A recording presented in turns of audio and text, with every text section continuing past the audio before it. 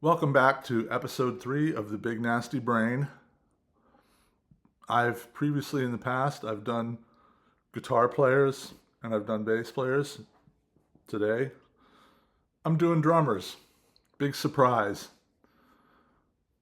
Again, this is not a top 10. I'm not going to do any clips, not dealing with copyright issues, but I'll put a bunch of links below for you to go and check out. You can also just check out their names in Wikipedia and read what they've done and who they've played with. These are names you should know. So with that said, let's kick off the list. I'm starting with Frank Zappa drummers as a collective. Frank Zappa hires some of the best drummers in the world to play on his albums and to tour with. And I've had the pleasure to see several of them live. I saw Zappa in 1980 with Chad Wackerman on drums. I didn't see these guys with Zappa, but I caught them live. First being Terry Bozzio. I caught Terry at a small theater not too long ago. Guy has an amazing kit. Check out this photo. I took this picture of his kit while we were at the show. We got to sit just a few feet away from him when he did a solo on a Cajon drum box. He's an incredible player. Huge list of credits. The next guy that played with Zappa that I got to see live was Vinnie Colaiuto. I caught him with David Sanborn and managed to get backstage and meet and talk with him afterwards. He was standing backstage. He had a towel around his neck after the show, and I approached him and asked him what it was like to play with Zappa. And he chuckled and thought that was humorous. But then he regaled us with these stories about Zappa as a band leader and how he would switch between songs and indicate to the band where he was going by kicking out a body part or something like that. And the band never knew where he was going to go because Frank would go musically in a direction on a whim. But Vinny's an amazing drummer. Again, tons of studio stuff. Played with Jeff Beck. But a really nice and sweet guy. Next on my list are all of the drummers that played with Steely Dan. Steely Dan's another artist that hired great drummers to come into the studio and to tour with. Most notably people like Jeff Porcaro, who played with Toto. So there's your Steve Lukather connection from our guitar video.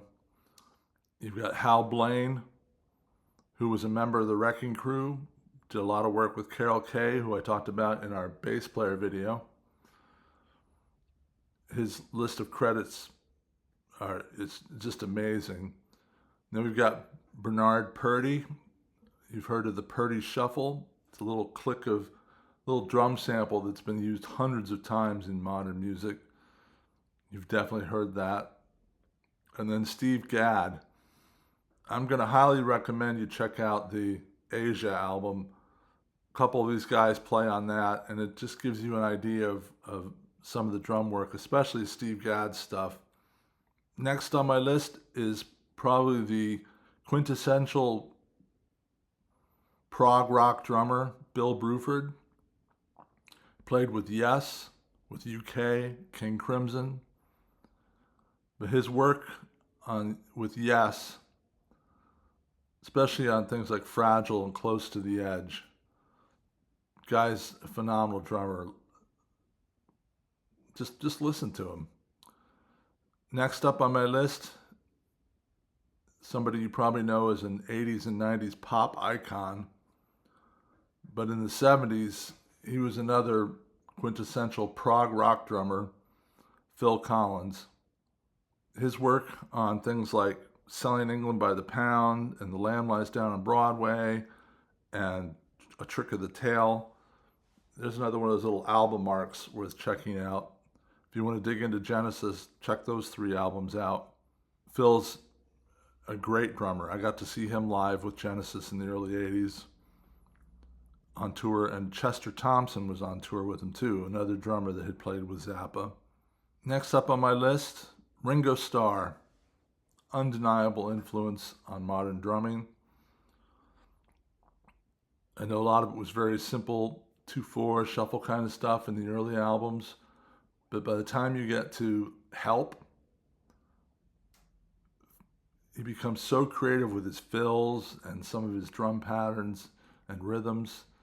He's a huge influence on modern drumming, and any modern drummer that knows what they're talking about will tell you that Ringo is a great drummer. Next on my list, and he's probably on everybody's list, a lot of times he's number one, Neil Peart. I got to meet Neil, talk with him very briefly, but he was a very nice and humble guy. His work on Rush doesn't need to be lauded. You should know it. You should have listened to some of his stuff. Neil was an incredible technician and a great player. Now we're into my top 5. Not that this really matters because I don't rank these guys, except maybe the top couple. I don't rank them by who I like more, who I think is better. It's just the order that I wrote them down in. So the next guy on my list is Bill Ward. He was the engine behind Black Sabbath.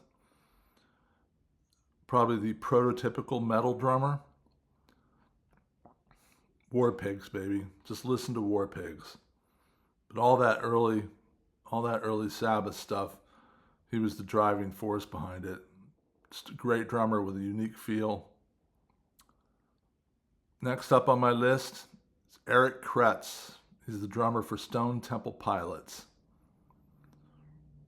He's out on tour right now with the Joe Perry Project. But Eric is a great drummer. Check out Stone Temple Pilots 4. I think he's a very musical drummer, very creative, driving, great hard rock drummer. And kind of in the same vein, next on my list, a guy by the name of Ray Luzier. Or Ray Luzier. Sorry, Ray, I'm not sure how to pronounce your last name.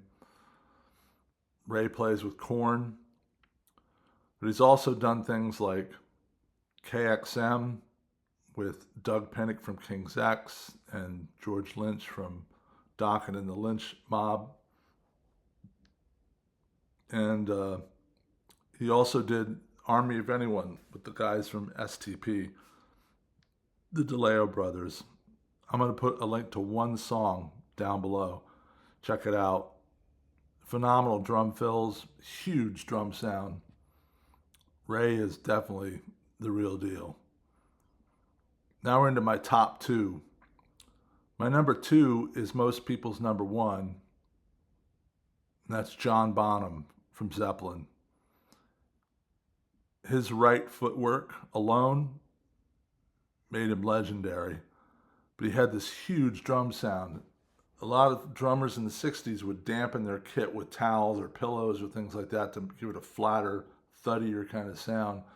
John played the kit wide open. He knew how to tune the heads, get a great sound out of it. He's got this huge drum sound. And his bass drum sound is great. I'm going to put a link to a song below for you to check out. Good Times, Bad Times. Check out his footwork in that song. But of course, we got things like When the Levee Breaks, or In My Time of Dying, or you name it. I mean, the guy was a phenomenal drummer. I was bummed that he died when he did. We were planning to go see them at Madison Square Garden, so we didn't get to do that. I never got to see him play live, but hugely influential in a lot of what I've done, and many drummers are measured by his standard. But my number 1 guy, somebody you may never have heard of, but definitely worth checking out. Great studio drummer, has a long history of work with Todd Rundgren in a lot of the albums he's produced, as well as playing and touring with Todd. Is the drummer for the Tubes. His name is Praire Prince, and I've mentioned him briefly in another video. but Praire is one of the tightest in the pocket drummers I've ever heard.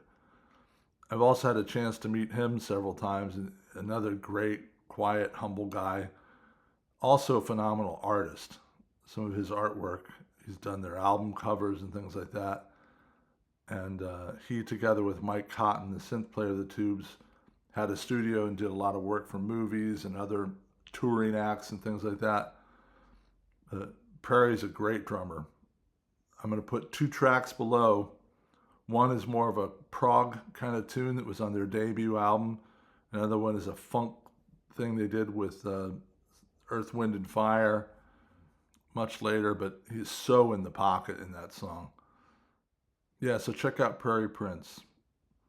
So that's my list and the episode for this week or time period, whatever it is. The weeks fly by pretty fast. Next up will be, who knows, keyboard players, vocalists, frontmen. I'm not sure. Whatever I'm in the mood for at the time. But hope you enjoyed this list. Hope you get a chance to check out some of these names. And love to hear your comments below. Like I said, keep it nice. Talk to you later.